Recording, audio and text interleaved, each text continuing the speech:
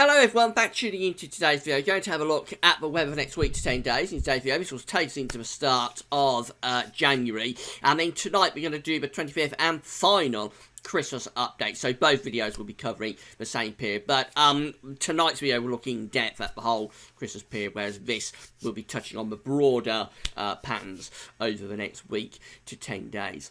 So I'll get on with that for you in a second. Before I get on with that, just very quick to say about the ads. This link to articles on all pages. Have a browse through widgets and click through the links if there's any articles that you're interested in. Helping us to pay website. Thanks very much for doing that. There's also video ads both pages, which own content when you watch them. They close back again. Does help to pay for GavsWeatherVids.com. Just say about Christmas Day, there's going to be a bit of a historic extravaganza coming up. Just for the first time ever, I've done a trilogy of videos covering one period. Normally I just have one video covering one period, but this is covering the whole of the year, not just the winter, but the whole of the year of 1879. We start with part one, covering the severely cold winter of 1878-1879, and then parts 2 and 3 will cover the rest of 1879. It's an incredibly cold year, and well, you'll see why on Christmas Day with that trilogy of videos that we'll be releasing probably around 10 o'clock on Christmas Day. So that's going to be the GavsWeatherVids.com historic video project for this Christmas.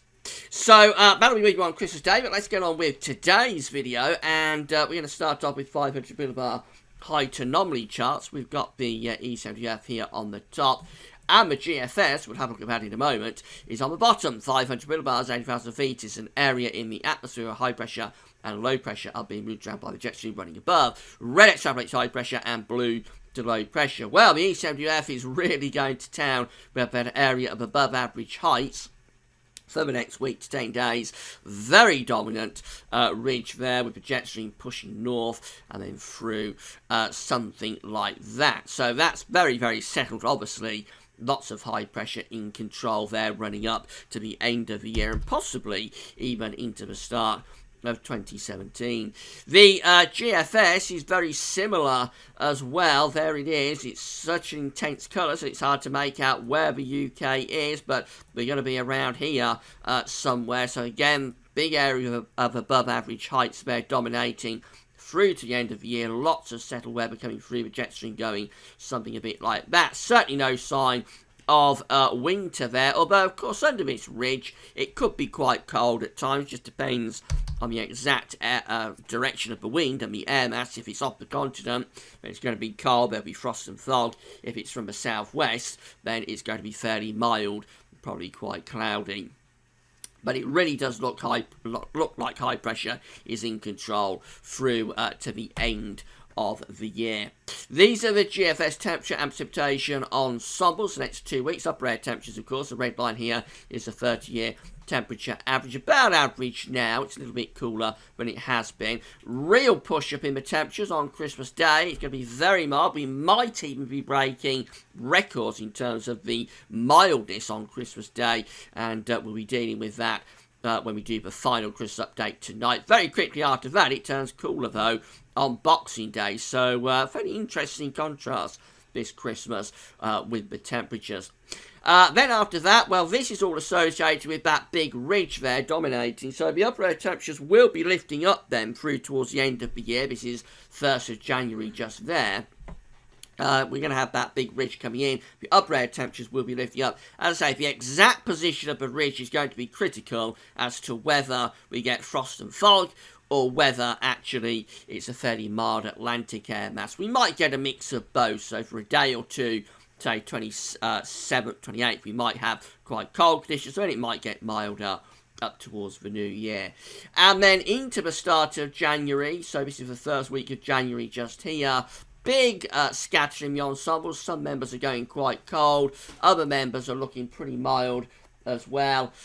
So generally, it looks like it's too uncertain to say what's going to happen as we get through to the start of January. But precipitation spikes are coming back somewhat, but you wouldn't say that's a particularly wet spell coming up. This is turning out to be really quite a dry winter, and usually dry, especially so for the south so far. Temperature anomalies then for the coming week looking significantly milder than average. So this is taking us from the 22nd of December through to the 30th of December. There are other dates there. And actually the whole of Europe is coming out significantly on the milder than average side. The precipitation anomaly looks like that. So again, a lot of dry weather for England and Wales particularly, and many central western parts of Europe. It's a little bit more unsettled up in the north. These are the temperature anomalies for North America. So the northwest of America are coming out colder than average for the Christmas period. But actually most parts of the states have turned milder again now. We're going to have a milder than average week coming up for most central, midwestern and eastern states this Christmas. It does look pretty mild. This is how the synoptic pressure chart is looking on Christmas Day for the United States. So we've got a ridge here in the east, lots of high pressure over there, and then in the west we've actually got a trough of low pressure, and that's associated with this colder air, of course, that's up here in the west and the northwest of America.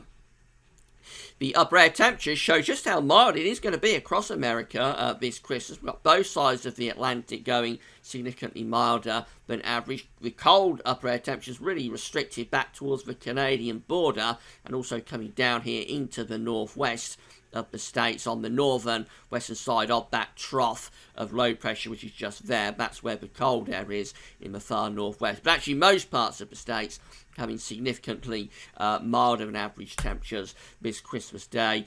And there's the thickness lines as well, just showing that again, the 5 to 8 line, which is sort of the minimum for cold conditions, if you like, that's up across the Canadian border. Also does come down a little bit into the northwest. But overall, it's a mild looking Christmas Day there, and a lot of dry weather as well. There is rain out in the west, some of that would be snow, of course, in the northwest.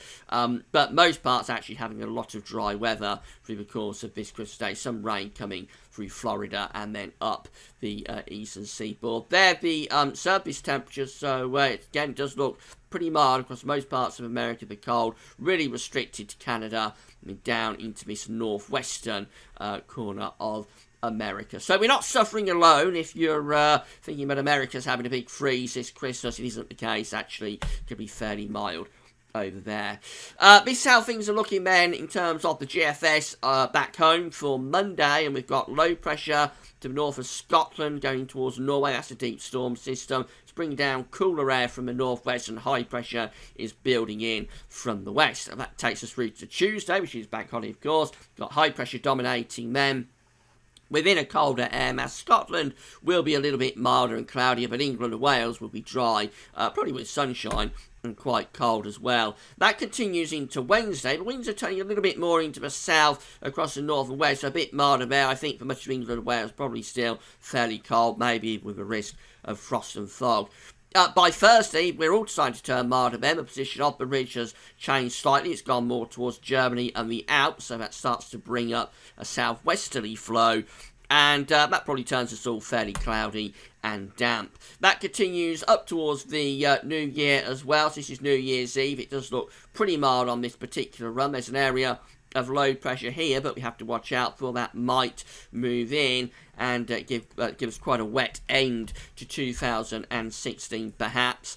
And then on New Year's Day, as that clears eastwards, we build a bit of a ridge out to the west, and that does very briefly turn the wind into the north. There we go. We've got the ridge out to the west of us, and the wind's going down into the north. That's pulling winter into much of Scandinavia and Central Europe, and we're just on the edges of that. It probably does turn colder round New Year's Day on this particular GFS run, and it will probably give us a risk of wintry showers in the east, maybe even snow showers running down the eastern coast. However, very quickly this ridge would topple and collapse, and I suspect if we look a couple of days further on, so let's go to 312, we'll find the westerlies are coming back, and there we go, the ridge is collapsing down over us, milder air is beginning to return over top. So it's only a very brief snap of little wintry conditions around New Year, and then it turns milder through the first week of January.